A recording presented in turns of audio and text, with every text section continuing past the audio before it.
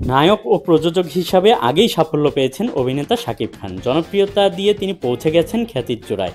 কিন্তু অনেকেই জানেন না শাকিব খান অভিনয়ের পাশাপাশি আরও কিছু ব্যবসার সাথে জড়িত।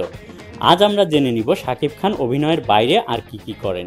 2014 সালে শাকিব খান এসকে ফিল্ম নামে একটি প্রযোজনা সংস্থা প্রতিষ্ঠা করেন।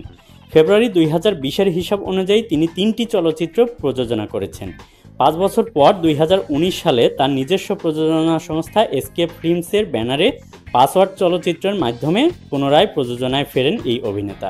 অভিনয়ের বাইরে তিনি কর্পোরেট জগতের ব্যবসায়ী হিসাবে যাত্রা শুরু করেন।